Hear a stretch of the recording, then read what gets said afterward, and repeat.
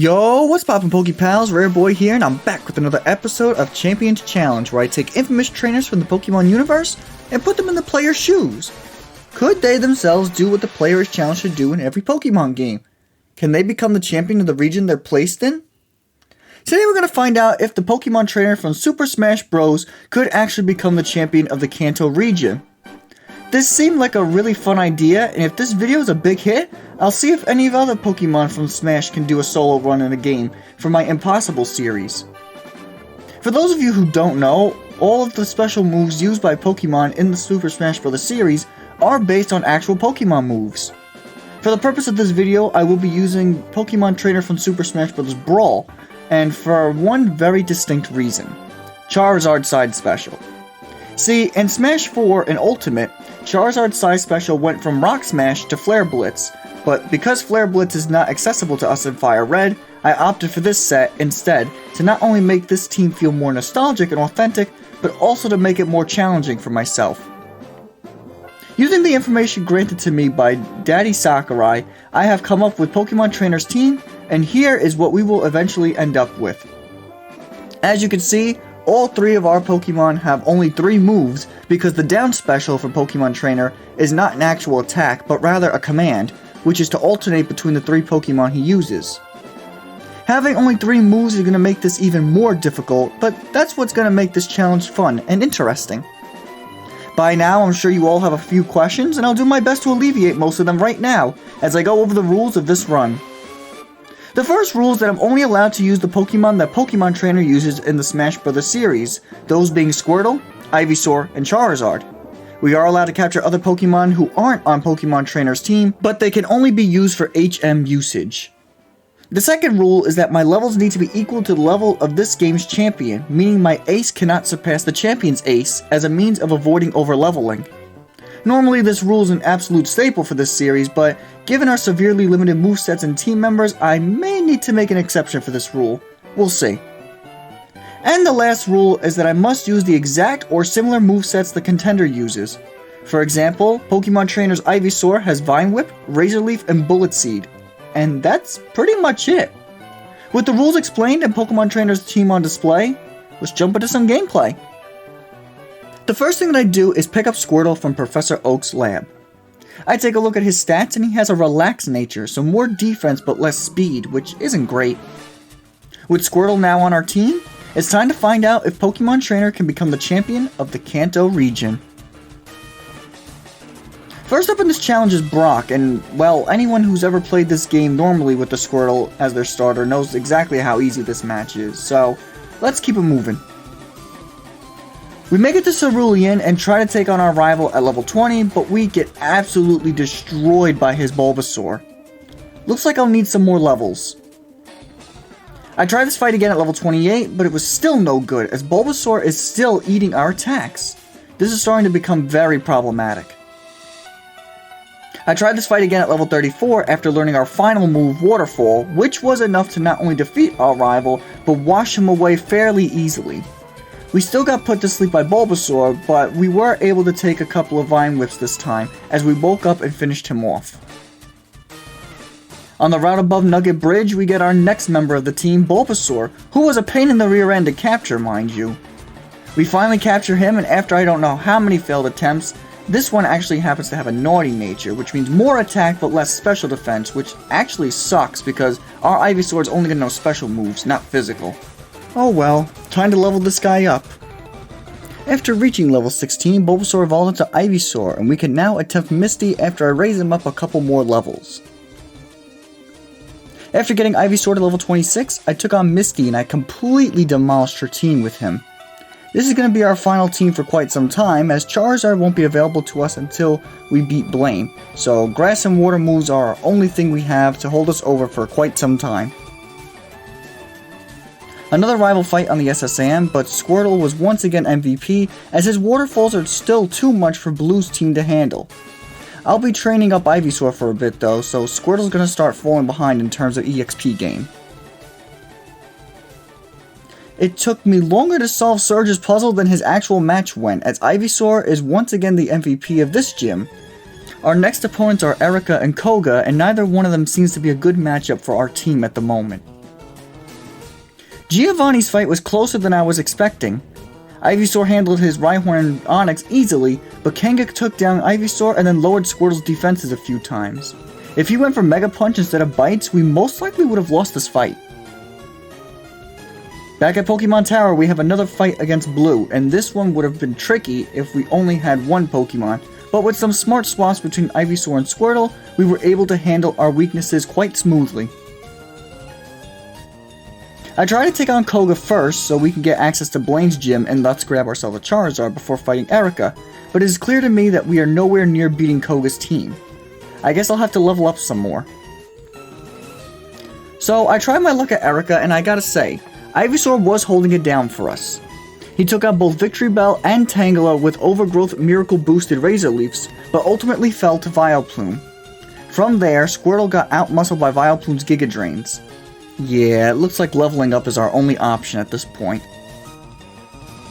I got both Squirtle as well as Ivysaur into the 50s, and thanks to some lucky Razor Leaf crits, Ivysaur took down 3 out of Koga's 4 Pokemon and left Wheezing with what looks like 1 HP after a crit Razor Leaf before he went down.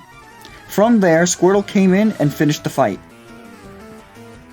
Now that we have access to Surf, I rush my way to Blaine, and Squirtle manages to OHKO every single one of his Pokemon with Mystic Water boosted Waterfalls. Okay, so after going all the way to Mount Ember, it turns out we need access to Strength in order to access the patch of grass that Charizard came found in. So I ran back to fight Erica, and it took a while to take down her 3 grass types with their own grass type, but we managed to come out on top, and now we can finally get Charizard. After traveling through Mount Ember, we finally find a Charizard, and we actually caught it on our second Pokeball, which was pretty lucky to say the least. I take a look at his stats, and he too has a relaxed nature, which once again is not an ideal nature to have, but with Charizard on the team, our team is now complete. After maxing out Charizard's offensive EVs and getting his level up to par with the other 2 Pokemon, we took on our rival at Sylph Tower, and it wasn't even close as we demolished Blue's team. I have to be careful with Squirtle's levels though, because he is getting close to our level cap of 63. One final Giovanni fight before the 8th gym, and with the help of Charizard taking out Nidorina, Ivysaur clearly swept through his team. Sabrina's fight wasn't even difficult thanks to Charizard. The only Pokemon who gave us any issue in this match was Mr. Mime, and that's because he wouldn't go down to 1 hit. Once he did eventually go down, the rest of her team crumbled. Giovanni's fight was almost a complete sweep with Ivysaur, but Nidoking survived our Razor Leaf on what looks like 1 HP and was able to take down Ivysaur before Squirtle had to come in and finish the fight. With Giovanni defeated, Pokemon Trainer has earned all 8 gym badges in the Kanto region. All that's left now is the Elite Four. One final rival fight outside of Victory Road, and this match was bad. I made some poor move choices and didn't swap properly, and because of that, Ivysaur and Squirtle went down when Blue still had Rhyhorn in the back. Thankfully, one Flamethrower from Charizard was enough to OHKO Rhyhorn, or else his Rock Blast would have absolutely wrecked us. I gotta keep that in mind when going into the final fight. One final look at the team outside the Elite Four, and as you can see, I equipped our Pokemon with stab boosting items to help with damage output, and their stats are mediocre aside from Charizard's. Our movesets haven't changed either, but we finally made it to the Indigo Plateau, and let's finally see if Pokemon Trainer can become the champion of the Kanto region. So I tried Lorelei and it did not go well, like at all. Ivysaur can't take out a single one of her Pokemon, and if Lapras is still around, we are screwed because he is immune to every single one of Squirtle's attacks with his Water Absorb ability. Well, this doesn't look promising. After getting Ivysaur and Charizard up to level 61, this match was still a close call, but thankfully we came out on top. My biggest concern now is over-leveling and breaking one of our rules for this run. Charizard absolutely mopped the floor with Bruno's fighting-type Pokemon. Squirtle and Ivysaur each got a chance to take on an Onix, and with that, we've successfully defeated Bruno, and we could proceed with the run. Agatha is a problem. She has too many opportunities to poison us, and the only Pokemon who can reliably take on Agatha is Charizard, as Ivysaur is practically useless to us in this fight. I'll keep trying at this level. Well, it took me quite a few attempts, but I eventually figured out the moves and swaps I needed in order to come out on top in this fight, as Charizard was left standing with only 7 HP when we claimed victory. Lance is up next though, and I hate to say it, but I don't see us beating him. Well, I love proving myself wrong, y'all, because we beat Lance on our first attempt thanks to Charizard being an absolute unit, getting multiple crits for Okos in this fight, and we preserved Squirtle for Aerodactyl, as we were able to counter him pretty smoothly. Looks like all that's left now is the rival. This champion fight started off beautifully, as we got a burn on Pidgeot and a crit on Gyarados to take them down fairly easily, but then Blue retaliated with a crit from his Alakazam Psychic to practically one-shot Charizard. Bummer, man. This was my absolute closest attempt, as I made it all the way to Blue's final Pokemon, Alakazam. The problem is Alakazam outspeeds all of our Pokemon and can easily dispose of our weakened team. I don't think it's possible to win with our level cap, but Pokemon Trainer can for sure win at a higher level. I'll give it a few more goes at this level, and if not, I'll have to break our level cap. It took me I don't know how many attempts, but we finally got this run. I get a burn on Pidgeot and don't take damage. Expecting him to Sand Attack again, I switch into Ivysaur as he swaps into Gyarados. Our Overgrowth boosted Razor Leafs nab a crit, which is enough to take down Gyarados as Alakazam comes in, and he doesn't attack us, nor does he set up a Reflect, as Ivysaur takes him down as well. Pidgeot comes back in, but the burn takes him down upon entering, and next out is Arcanine. Ivysaur goes down, and Squirtle is sent in as he Okos Arcanine with a Waterfall. Next out is Venusaur, so I hard swap into Charizard and Oko Venusaur with a Flamethrower. Last is Rhydon, and he finally misses a Rock Tomb, allowing Charizard to get off 2 Flamethrowers and take him out. I can't believe I was able to win this fight.